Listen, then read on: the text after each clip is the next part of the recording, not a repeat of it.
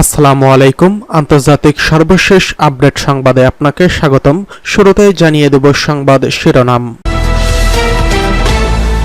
শুরুতেই জানিয়ে দেব এবার হত্যা করা হবে নেতানিয়াহুকে, ইরানের হিট লিস্টে নেতানিয়াহুর নাম। জানিয়ে দেব গাজার প্রধানমন্ত্রী নিহত, দাবি ইসরায়েলের। এছাড়া রয়েছে লেবাননে হিজবুল্লাহর 15 সদস্যকে হত্যার দাবি করছে ইসরায়েল। অন্যদিকে নাসারুল্লাহকে আগেই সতর্ক করছিলেন ইমাম খামেনি, ইরানেও যেতে বলেছিলেন তাকে। সর্বশেষ জানিয়ে দেব তাইওয়ানের হাসপাতালে অগ্নিকাণ্ড, নিহত অন্তত 9। এতক্ষণ শুনছিলেন সংবাদ শিরোনাম, এবারে বিস্তারিত। এবার ইরানের হিট লিস্টে নেতানিয়াহুর নাম। ইসরায়েলি সন্ত্রাসীদের তালিকায় সামাজিক যোগাযোগ মাধ্যমে ভাইরাল হয়েছে যাদের হত্যার সিদ্ধান্ত নিয়েছে ইরান। এই হিট লিস্টের নাম রয়েছে ইসরায়েলি প্রধানমন্ত্রী নেতানিয়াহু সহ 3 বাহিনীর প্রধানের। এছাড়া ইরানের হিট লিস্টে আছে দখলদার ইসরায়েলের প্রতিরক্ষামন্ত্রী ইয়েভ গ্যালান্ট। তবে ইসরায়েল ও ইরান সরকার এ ব্যাপারে কোনো মন্তব্য করেনি, কিন্তু ইরানের গোয়েন্দা কর্মকর্তারা জানিয়েছেন নেতানিয়াহু না হলেও দখলদার ইসরায়েলের বড় নেতাদের লক্ষ্য করে হামলা চালানো হতে পারে।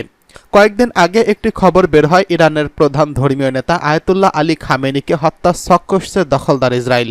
মূলত হিজবুল্লাহর প্রধান হাসান নাসরাল্লাহকে হত্যার পর ইসরায়েলি সরকারের একটি ধারণা তৈরি হয়েছে তারা এখন ভালো অবস্থানে আছে এবং চাইলেই ইরানের ধর্মীয় নেতাকে হত্যা করতে পারবে। আর এমন খবরের প্রকাশের পরপরই নেতানিয়াহুকে ইরানের হিট লিস্টে রাখার তথ্য জানা গেল। এদিকে গাজার প্রধানমন্ত্রী নিহত, দাবি ইসরায়েলের।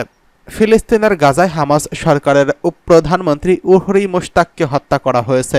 বৃহস্পতিবার 3রা অক্টোবর এক্স বার্তায় ইসরায়েলের প্রতিরক্ষা বাহিনী আইডিএফ এই দাবি করছে। এছাড়া দেশটির গোয়েন্দা সংস্থা শিন বেইতের একই দাবি। দ্য টাইমস অফ ইসরায়েল ও রয়টার্সের প্রতিবেদনে ইসরায়েলের দাবির বরাতে বলা হয় 3 মাস আগে গাজা উপত্যকায় রাউহি মুশতাহার অবস্থান লক্ষ্য করে হামলা চালানো হয়।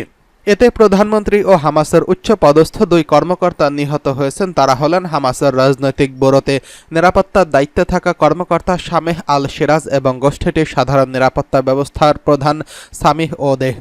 মুশতাহা সন্ত্রাসী কর্মকাণ্ডের অভিযোগে গ্রেফতার হয়ে ইসরায়েলের কারাগারে ছিলেন। 2011 সালে বন্দি বিনিময়ের মাধ্যমে মুক্তি পান। কারাগারে থাকা অবস্থায় তিনি হামাস যোদ্ধাদের কাছে সিনিয়র ব্যক্তিত্ব হয়ে উঠছিলেন এবং মুক্তির পর গাজাবাসী সেই আবেগ ধরে রাখেন। তার মুক্তির 3 দিন পর তিনি গাজা শহরের একটি রাত্রিকালীন সমাবেশে হাজির হয়েছেন। ওই সমাবেশে হামাসের সশস্ত্র সেনাদের দ্বারা পরিবেষ্টিত হয়ে তিনি বক্তৃতা প্রদান করেন। ওই বক্তব্য গাজাবাসীর উপর বেশ প্রভাব ফেলে। মুশতাহা হামাস নেতা ইয়াহিয়া সিনওয়ারের ডান হাত ছিলেন। যুদ্ধের কৌশল নির্ধারণে তার ভূমিকা অগ্রগণ্য। গত বছরের 7 অক্টোবর গাজায় ইসরায়েলের অভিযান শুরুর পর এই হত্যাকাণ্ড অন্যতম সাফল্য হিসেবে দেখা হচ্ছে। আইডিএফ জানায় গাজা উপত্যকার উত্তরাঞ্চলে একটি টানেলে প্রধানমন্ত্রী সহ অন্যান্যরা লুকিয়েছিলেন।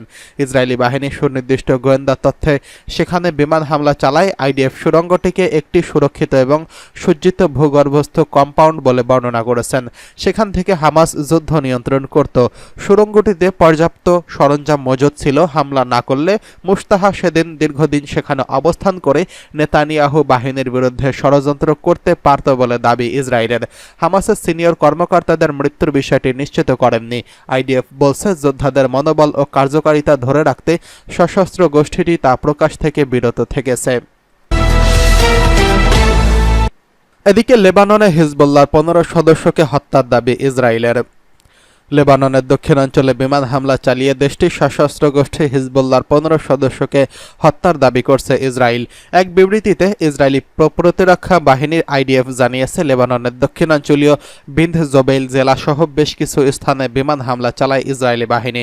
আইডিএফ জানায় তারা বিনত জবেইল এলাকায় একটি ভবনে রাতভর হামলা চালিয়েছে। ওই ভবনটিতে হিজবুল্লাহ সন্ত্রাসী কার্যক্রম পরিচালনা করত। এছাড়া ওই ভবনে বিপুল পরিমাণ অস্ত্র সংরক্ষণ করা হয়েছিল। আইডিএফের বিবৃতিতে জানায় হামলায় আনুমানিক হিজবুল্লাহর 15 সদস্য নিহত হয়েছেন। এছাড়া লেবাননে হিজবুল্লাহকে লক্ষ্য করে প্রায় 200 স্থানে হামলা চালানো হয়েছে। এর আগে আইডিএফ জানিয়েছিল যে দক্ষিণ লেবাননে হিজবুল্লাহর সঙ্গে লড়াইয়ে তাদের 8 জন সৈন্য নিহত হয়েছেন।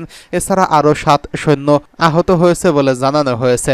ইসরায়েলি প্রতিরক্ষা বাহিনী বলছে যেসব সেনা নিহত হয়েছেন তাদের মধ্যে 3 জন ইগোস ইউনিটের সদস্য। লেবাননের আক্রমণ শুরু করার পর প্রথমবারের মতো ইসরায়েলি বাহিনী একসঙ্গে এত সেনা নিহত হয়েছেন। লেবাননে হিজবুল্লাহ ইরানের প্রতিরক্ষা ঢাল হিসেবে কাজ করত দাবি করে আসছে ইসরায়েল। ইরানের পরমাণু সংস্থা স্থাপনাগুলো আক্রান্ত হওয়ার মতো পরিস্থিতি তৈরি হলে হিজবুল্লাহর ভান্ডারে থাকা অত্যাধুনিক অস্ত্রগুলো প্রতিরোধের কাজে লাগাত তারা। কিন্তু যুক্তরাষ্ট্র ইসরায়েলি কর্তৃপক্ষের বক্তব্য অনুযায়ী গত 2 সপ্তাহে এই সশস্ত্র গোষ্ঠীর অর্ধেক অস্ত্র ধ্বংস করা হয়েছে। একই সঙ্গে তাদের শীর্ষ নেতৃত্ব শেখ হাসান নাসরুল্লাহ নিহত হয়েছেন এবং লেবাননে প্রবেশ করছে ইসরায়েলি সেনারা। তবে লেবাননের সম্মুখে যুদ্ধে ইসরায়েলি সেনাদের প্রতিহত করার দাবি করছে হিজবুল্লাহ। এদিকে নাসারুল্লাহকে আগেই সতর্ক করছিলেন ইমাম খামেনি, ইরানে যেতেও বলছিলেন, দাবি রয়টার্সের। ব্রিটিশ সংবাদ মাধ্যম রয়টার্সের প্রতিবেদনে উঠে এসেছে চাঞ্চল্যকর এক তথ্য। লেবাননের সশস্ত্র গোষ্ঠী হিজবুল্লাহর প্রধান হাসান নাসরুল্লাহকে হত্যা করা হবে সে কথা নাকি তিনি আগেই জানতেন ইরানের সর্বোচ্চ ধর্মীয় নেতা আয়াতুল্লাহ আলী খামেনি। এমনকি সতর্কতামূলক ব্যবস্থা হিসেবে নাসরুল্লাহকে ইরানে যেতেও বলছিলেন। যদিও ইরানের রাজধানী তেহরানেই ইসরায়েলের গুপ্ত হত্যায় প্রাণ হারিয়েছিলেন হামাস নেতা ইসমাইল হানিয়া। রয়টার্সের প্রতিবেদনে বলা হয়েছে, ইসরায়েলে হামলায় নিহত হওয়ার কয়েকদিন আগেই নাসারুল্লাহকে লেবানন ছাড়ার পরামর্শ দিয়েছিলেন ইমাম খামেনি।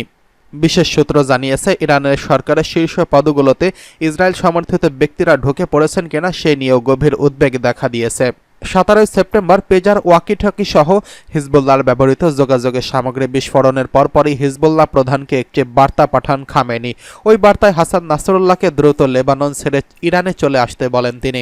ইরানের এক জ্যেষ্ঠ সরকারি কর্মকর্তা রয়টার্সকে বলেন, ইসরায়েলিরা হিজবুল্লাহর অভ্যন্তরে ঢুকে কার্যক্রম চালাচ্ছে এবং হাসান নাসরুল্লাহকে হত্যা করার জন্য নীল নকশা করছেন।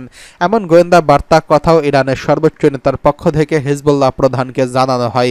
ওই সূত্রের মতে ইরানের ইসলামিক রেভলিউশনারি গার্ডস কোরের কমান্ডার ব্রিগেডিয়ার জেনারেল আব্বাস লেবাননে হিজবুল্লাহর কাছে বার্তা দিয়ে পাঠিয়েছিলেন ইমাম খামেনি। ইসরায়েলে যখন বৈরুতে হাসান নাসরুল্লাহ বাংকারে হামলা করে তখন সেখানে আব্বাস ছিলেন। তিনিও সেখানে হিজবুল্লাহ প্রধানের সঙ্গে নিহত হয়েছেন। এদিকে তাইওয়ানের হাসপাতালে অগ্নিকাণ্ড, নিহত 9। তাইওয়ানের একটি হাসপাতালে আগুন লেগে 9 জনের মৃত্যু হয়েছে। একই সময় সেখানে টাইফুন আঘাত হানায় উদ্ধার কাজ আরও কঠিন হয়ে পড়ছে। দক্ষিণাঞ্চলীয় পিংতুং কাউন্টির ডগাং আন্তাই হাসপাতালে বৃহস্পতিবার এই অগ্নিকাণ্ড হয়। সংশ্লিষ্ট কর্তৃপক্ষ এসব তথ্য জানিয়েছেন। স্থানীয় দমকল সংস্থা জানিয়েছে, পিংতুং কাউন্টিতে স্থানীয় সময় সকাল 7:40 আগুন লাগার খবর পাওয়া যায় এবং দুপুর 11টার কিছুক্ষণ পরই আগুন নেভানো সম্ভব হয়। 8 জনকে দ্রুত চিকিৎসার জন্য নিয়ে যাওয়া হলেও তখন তারা মারা যায় এবং দুর্ঘটনাস্থলে একজনের মৃতদেহ পাওয়া যায়। এই অগ্নিকাণ্ডের দিনই টাইফুন ক্রাথন তাইওয়ানের দক্ষিণাঞ্চলে আঘাত করে। পিংতুং কাউন্টি সরকার জানিয়েছে, প্রবল বাতাস এবং ভারী বৃষ্টিপাতের কারণে উদ্ধার কাজ আরও কঠিন হয়ে ওঠে। ছবিটিতে দেখা যায় উজ্জ্বল লাল ও কমলা রঙের আগুন জ্বলছে এবং ধোঁয়া চারপাশে ছড়িয়ে পড়েছে।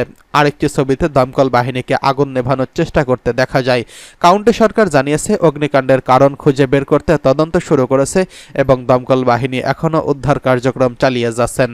অন্যদিকে টাইফুন ক্রাথন আঘাত হানায় স্কুল অফিস দ্বিতীয় দিনের জন্য বন্ধ রাখা হয়েছে। এ পর্যন্ত এই ঝড়ে সেখানে 2 জনের মৃত্যু এবং 100 জনের বেশি আহত হওয়ার খবর পাওয়া গেছে। এছাড়া তাইওয়ান জুড়ে বৃহস্পতিবার পর্যন্ত প্রায় 10,000 মানুষকে নিরাপদ স্থানে সরিয়ে নেওয়া হয়েছে বলে স্বরাষ্ট্র মন্ত্রণালয় জানিয়েছেন।